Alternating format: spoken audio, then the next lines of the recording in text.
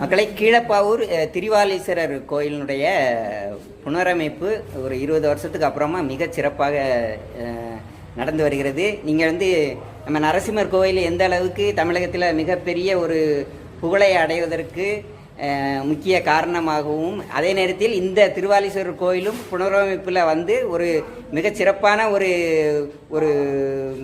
எல்லாருக்குமே தெரியக்கூடிய ஒரு கீர்த்தியை பெறக்கூடிய இதுக்கு ஒரு காரணமாக இருந்து இந்த பணிகளை எல்லாமே மேற்கொண்டு வரக்கூடிய ஒரு அன்பர் திருக்கோயில் அர்ச்சகர் இருக்காங்க. ஸோ இப்போ அவங்ககிட்ட நம்ம பேசலாம். பக்தர்களுக்கு வணக்கம்.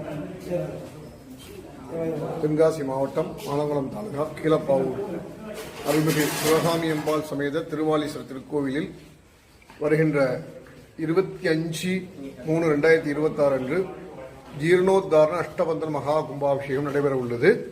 அதனுடைய தொடக்க பூஜையாக 23/3/2026, 24/3/2026 யாகசாலை பூஜைகள் காலை மாலைகள் இருவேளையிலும் நடைபெற உள்ளது. இந்த திருப்பணியானது இந்து சமய அறநிலைத்துறையினால் அரசு நிதி ஒதுக்கீடு செய்து நடைபெற்று வருகின்றது.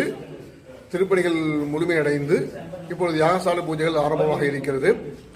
பக்தர்கள் அனைவரும் இந்த யாகசாலை பூஜையில் கலந்து கொண்டு ஜீர்ணோத்தாரண அஷ்டபந்தன மகா கும்பாபிஷேக பூஜையில் கலந்து கொள்ளுமாறும் கேட்டுக்கொள்கிறோம். இந்த கீழப்பாவூர் மன்னர்கள் காலத்தில் சத்திரிய சிகாமணி நல்லூர் என்று அழைக்கப்பட்டு வந்துள்ளது.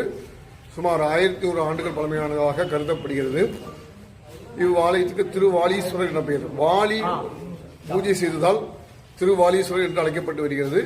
இவ்வாலயத்தில் ஒரு புடைப்பு சிற்பம் ஒன்று காணப்படுகிறது. ஒரு வானரம், அதாவது வாலி லிங்கத்திற்கு பூஜை செய்யும் விதமாக அந்த சிற்பம் உள்ளது. திருவாலீஸ்வரர் என்று அழைக்கப்பட்டுள்ளது. வாலியினுடைய பராக்கிரமத்தை நாம் அனைவரும் அறிந்ததே. ராமபெருமானுக்கு இணையாக போரிடக்கூடிய ஒரு பெரிய பலசாலி அந்த வாலி.